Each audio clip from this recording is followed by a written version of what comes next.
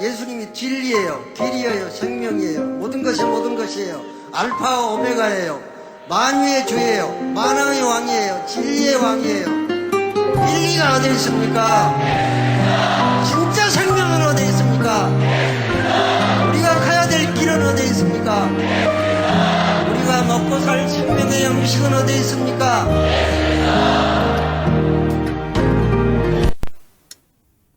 안녕하십니까.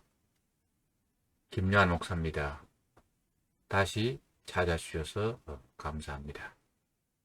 오늘 저는 여러분들과 함께 의인은 믿음으로 살리라는 제목을 가지고 함께 은혜를 나누고자 합니다. 오늘은 10월 마지막 주일로서 종교개혁주일입니다. 10월 마지막 주일은 지상에서 현존하는 세계 개혁교회가 기념하여 지키는 종교개혁 기념주일입니다. 교회는 크게 두 가지로 나눕니다. 천주교회와 개혁교회입니다. 개혁교회를 다른 말로는 개신교회라고 부르기도 합니다. 우리는 종교개혁 기념주일을 지키지만 천주교에서는 종교개혁 기념일을 지키지 않습니다. 천주교에서는 종교개혁을 인정하지 않기 때문입니다. 종교개혁이란 무엇인가? 이 종교개혁은 시작은 천주교에서 시작되었습니다. 종교개혁은 가톨릭 교회의 잘못을 고쳐서 신학교회의 원형으로 개조하려는 운동이었습니다. 그런데 16세기의 종교개혁의 모습을 보면은 루터만이 아니라 16세기 이전에도 천주교회의 개혁을 하려고 하는 사람들이 있었습니다.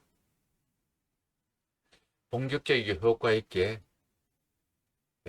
강범위하게 천주교 교리에 정면적으로 비판한 것이 전개된 것은 지금으로부터 504년 전 천주교 신부였던 독일인 마틴 루터가 천주교회가 성경적으로 큰 가호를 범하는 것을 발견하고서 죽기를 각오하고 개혁의 불길을 당겼습니다.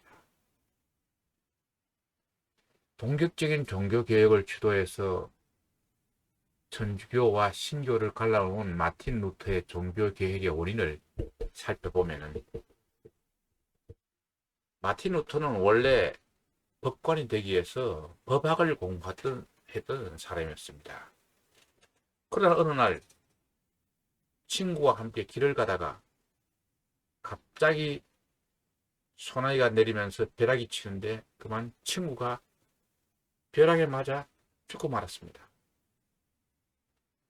이 사건으로 인해서 큰 충격을 받은 루터는 법관이 되는 것을 포기하고 어거스틴 수도원에 들어가 수도사가 됩니다.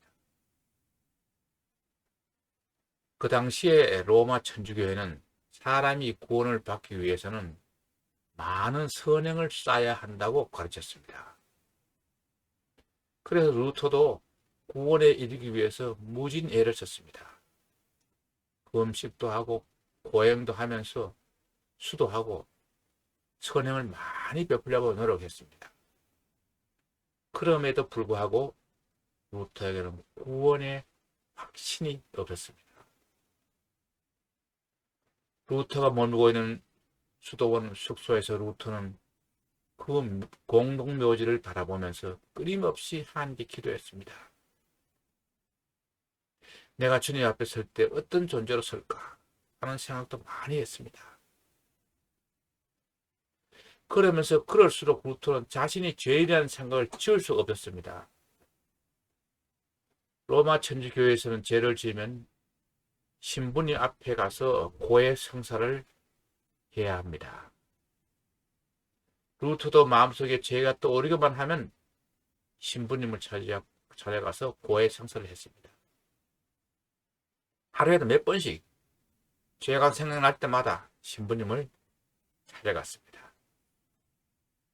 루터가 너무 자주 찾아오니까 신부님이 제발 죄를 좀 모아놓았다가 한꺼번에 가져오라고 말할 정도로 루터는 철저하게 회개했습니다. 그럼에도 불구하고 구원에 대한 확신을 가질 수가 없었습니다. 신학 공부를 마치고 루터는 위텐베르크의 대학에서 교수가 되어 학생들에게 성경을 가르쳤습니다. 그러는 중 교황청에는 로마를 방문할 기회가 있었습니다. 믿음이 좋은 콘스탄틴 황제의 어머니가 자기 아들 황제에게 부탁해서 예루살렘에 있는 예수님께서 빌라도에게 재판을 받으실 때 올라갔다고 하는 계단을 로마로 옮겨 놓았습니다. 그 계단을 가운데 두고 성당을 지은 것이 있는데 계단 성당입니다. 로마를 찾아온 사람들은 이 계단 성당의 계단을 무릎으로 기어 올라가면서 기도를 했습니다. 그렇게 하면서 죄가 사해진다고 생각한 것입니다. 루터는 당시에 그 전통을 따라서 이 계단을 무릎으로 기어 올라갔습니다. 아픔은 컸지만 죄를 용서받을 수 있다는 생각으로 참매를 하면서 한 계단 올라갔습니다. 그러던 중 문득 오늘 우리의 본문 말씀인 로마서 1장 17절의 말씀이 생각났습니다. 복음에는 하나님의 의가 나타서 믿음으로 믿음에 이르게 하나니 기록된 바 오직 의는 믿음으로 말미암아 살리라 함과 같으니라.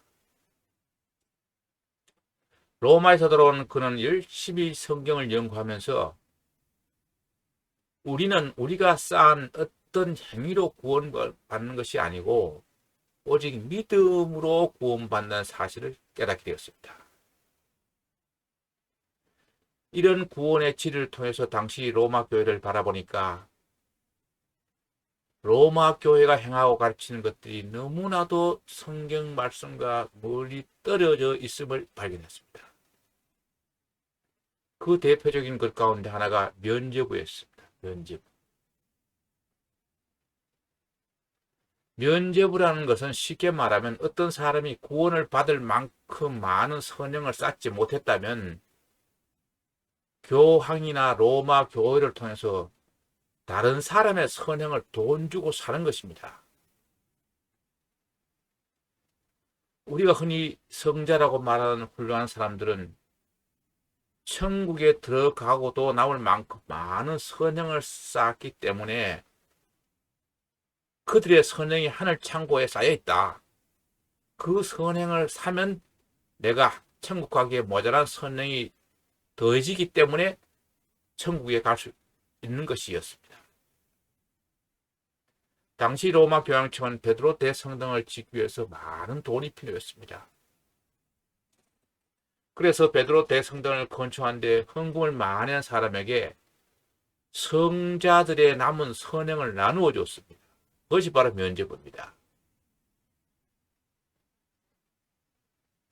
내가 선을 많이 쌓지 않아도 돈을 많이 내고 하늘 창고에 쌓여있는 선행을 사기만 하면 구원을 받을 수 있다고 가르쳤고 그것으로 교황청은 많은 돈을 거둬들였습니다. 그것을 안 루터는 붕괴했습니다. 이렇게 잘못된 가르침으로 우매한 교인들을 현혹시켜서는 안 된다고 생각하고 1517년 10월 30일 위텐베르크 대학 정문 게시판에 95개 조항의 반박문을 내걸었습니다. 물론 이것은 종교개혁을 하기 위해서 시도한 것은 아니었습니다. 성경과 복음의 진리에 무너져 있는 당시 교회를 향하여 무엇이 옳고 무엇이 그른지 공개적으로 토론해 보자고 제안한 것입니다. 로마 교황청이나 로마 천주교에서는 루터의 이런 움직임에 대해서 별로 신경을 쓰지 않았습니다. 그저 이름 없는 한 젊은 교수의 개인적인 행동이라고 생각했기 때문입니다. 그런데 그게 엄청난 파장을 일으켰습니다. 그래서 교황 레오 10세는 그 다음에 1520년 7월 15일 루터에게 파문장을 발송합니다. 60일간의 여유를 줄 테니 그 주장을 철회하라고 협박을 한 겁니다. 그러나 루터는 그 협박에 굴복하지 않았습니다. 오히려 1521년 12월 10일 학생들이 보는 앞에서 교황이 보낸 파문장을 불살라버렸습니다. 그것을 바라보는 많은 독일 사람들은 환호했고 루터는 그런 독일 백성들의 후원을 힘입어 본격적인 종교개혁을 시작하게 된 겁니다. 결국 마틴 루터는 이단자와 반역자로서 로마 가톨릭으로부터 파문을 당하게 되었고 황제 찰스 5세도 루터는 법의 보호를 받지 못한 사람으로 아주 선포하기에 이르게 됩니다. 9개월 동안 루터는 짝센 선조의 비호 아래 마르트부르크 성에서 숨어 지내면서 신약 성서의 독일어 번역을 완성하게 됩니다. 결국 누구나 읽을 수 있는 루터가 번역한 이 독일 성서를 통해서 오직 성경으로만 솔라 스크립추라 이것으로 종교개혁이 출발하게 된 겁니다. 루터는 비텐베르크에 돌아와서 새로운 교회 형성에 힘쓰게 되는데 처음에는 멸시의 뜻으로 불리던 호칭이 마침내 통칭이 되어 루터파 교회가 성립되게 되었습니다. 그리고 이것으로 인해 마침내 구교와 신교가 갈라지는 종교개혁이 시작된 것이었습니다. 저는 여기서 루터의 개혁 정신의 한 가지만 생각해 보려고 합니다. 루터의 개혁은 성경에 비추어 볼 때 옳고 그름에 목숨을 건 개혁이었습니다. 1521년 보럼스 국회를 소집하면서 신성 로마 제국의 새 황제였던 찰스 5세는 루터 문제를 가장 먼저 해결하기 위해서 루터를 의회로 불러 자신의 쓴 책들을 취소하면 살려주겠다는 요청을 하게 됩니다. 루터는 하루에 생각을 할 시간적 여유는 받았지만 그는 결국 마침내 황제와 의회 앞에서 심금을 울리는 유명한 말을 남기게 됩니다. 그 말은 이랬습니다. 성서의 증거와 명백한 이성에 비추어 나의 유죄가 증명되지 않는 이상 나는 교황들과 공의회의 권위를 인정하지 않겠습니다. 사실 이 둘은 오류를 범하여 왔고 또 서로 엇갈린 주장을 펴왔습니다. 내 양심은 하나님의 말씀에 사로잡혀 있습니다.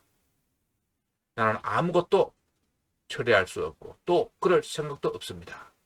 왜냐하면 양심에 반대해서 행동하는 것은 신앙의 양심에 반대해서 행동하는 것은 안전하지도 못할 뿐 아니라 현명한 일도 아니기 때문이라고 반박하면서 끝으로 이 기도를 남겼습니다. 하나님이여, 내가 여기 있나이다. 나를 도우소서. Here I stand, help me God. 아멘. 이것은 죽음을 각오한 철저한 각오와 결단이 숨겨져 있는 기도였습니다. 현 세속적인 시대에 살고 있는 우리에게도 이러한 신앙의 결단이 필요합니다. 지금 우리가 살아가는 시대는 어떤 시대입니까? 세속주의 시대입니다. 세속주의란 기독교 입장에서 볼 때는 하나님을 부정하고 세상의 모든 일이 과학적으로 설명되며 삶의 의미와 지침은 물론 행복의 기준은 현세에 누리는 경제적인 번영, 물질적인 안락, 정서적 만족에 두고 오직 그것만 추구하는 것이 세속주의입니다. 즉 다시 말하면 세상의 가치관을 따른 것을 말합니다. 우리는 이 시대 속에서 어떻게 살아야 하는가?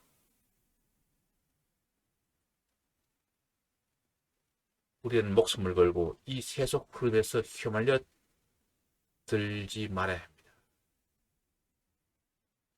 세상의 가치 기준이 우리의 마음속에 침투해 들어와서 우리의 영혼을 장애해서 병들게 만들지 않게 루터의 종교개혁 정신으로 우리는 이것을 막아야 합니다.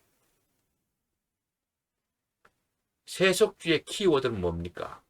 물질입니다. 물질, 돈입니다. 돈만 있으면 다 해결된다는 가치관입니다. 정말 돈만 있으면 다 해결됩니까? 우리는 여기서 속으면 안 됩니다. 수많은 우리 크리스찬들이 여기서 속아서 세속화되어 가고 있는 것이 현실입니다. 돈이 우리를 행복하게 만들 수 있다. 돈이면 다 된다. 돈 가지고 안 되는 것이 어디 있냐? 돈과 물질은 잠깐 우리를 즐겁게 할 수는 있지만 영원한 행복과 기쁨을 주지 못합니다. 오직 복음, 하나님만, 예수만 우리를 영원으로 인도하고 완전한 자유, 완전한 행복으로 초래합니다. 이런 말이 있습니다. 돈으로 사람은 살 수 있으나 그 사람의 마음은 살 수 없다. 돈으로 호화로운 집은 살 수 있어도 행복한 가정은 살 수 없다. 돈으로 최고 좋은 침대는 살 수 있어도 최상의 달콤한 잠은 살 수 없다. 돈으로 시계는 살 수 있어도 흐르는 시간은 살 수 없다. 돈으로 얼마든지 책은 살 수 있어도 결코 삶의 지혜는 살 수 없다. 돈으로 피는 살 수 있어도 영원한 생명, 영생은 살 수 없다. 돈으로 쾌락은 살 수 있으나 마음속 깊은 곳에 깊은 하나님의 주시는 샬롬은 살 수 없다. 돈으로 맛있는 음식은 살 수 있지만 마음이 동하는 식욕은 살 수 없다. 돈으로 화려한 옷은 살 수 있으나 내면에서 우러난 참된 아름다움은 살 수 없다. 돈이 있으면 성대한 장례식은 칠 수 있지만 행복한 죽음, 천국은 살 수 없다. 돈으로 종교는 얻을 수 있으나 소망하는 구원은 얻을 수 없다. 돈으로 의사는 살 수 있어도 건강은 살 수 없다.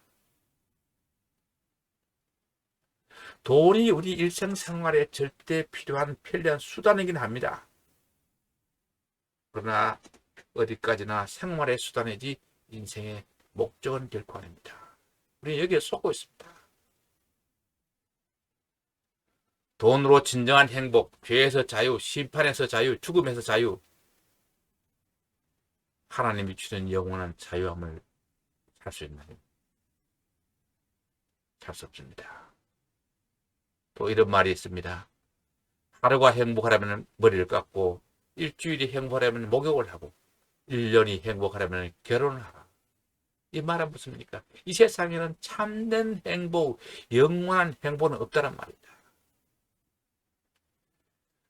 오바마 대통령 시절에 오바마 대통령이 우간다 대통령에게 전화를 해서 우간다에서 동성애 반대법을 통과시킨다면 4억 달러의 원조를 끊겠다고 협박을 했습니다. 이때 미국 오바마 대통령의 협박 전화를 받고도 2014년 동성애 반대법을 통과시킨 우간다 무세베니 대통령이 유명한 말을 했습니다. 우간다를 살리는 것은 미국의 원조가 아니라 하나님의 말씀대로 사는 것이다. 세속주의의 유혹 속에 살아가고 있는 우리가 이 우간다 대통령의 결단에 한번 우리 자신을 돌아볼 필요가 있습니다.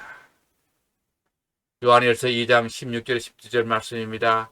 이는 세상에 있는 모든 것이 육신의 정욕과 안목의 정욕과 이생의 자랑이니 다 아버지께로부터 온 것이 아니요 세상으로부터 온 것이다. 세상도 그 정욕도 지나가되 오직 하나님의 뜻을 행하는 자는 영원히 거하느니라. 이 말은 무슨 말입니까?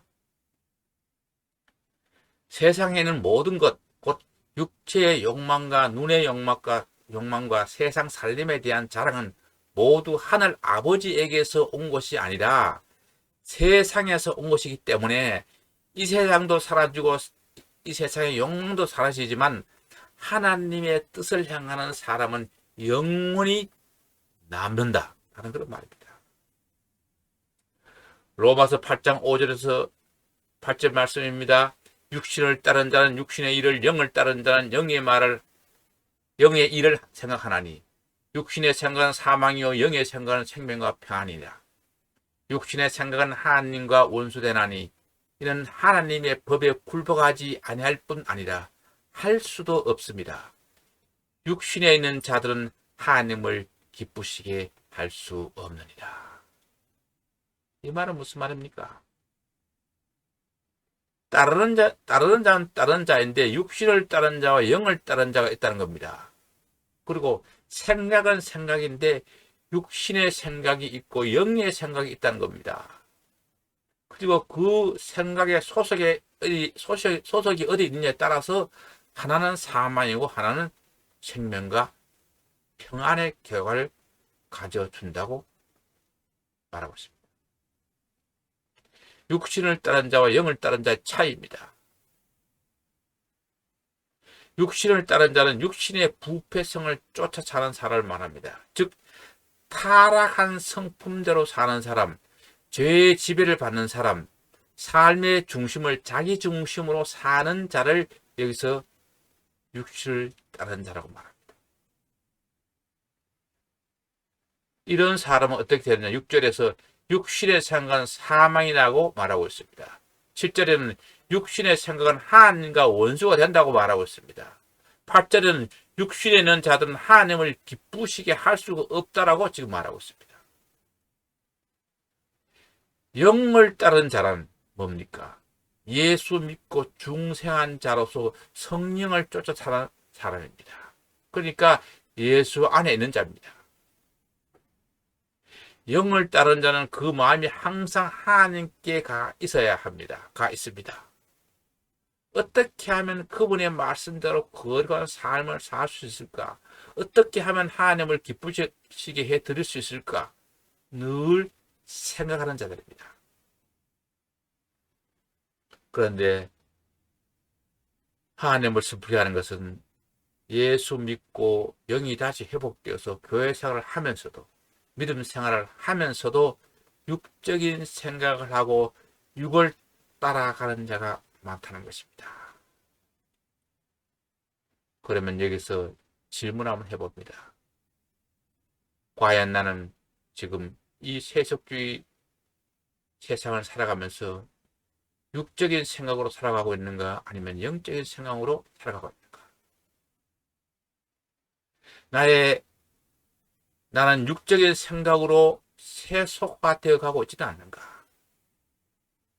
우리 자신을 한번 돌아볼 필요가 있습니다. 종교개혁주의를 맞이하여 우리가 루터의 종교개혁 정신으로 우리가 과감하게 철저하게 자를 것은 자르고 끊어버릴 것은 끊어버리고 포기할 것은 포기하는 결단이 필요합니다. 이 결단을 한번 다시 우리 자신을 돌아보면서 함께하는 우리 모두가 됩시다. 이 축복이 저와 여러분에게 함께 하시기를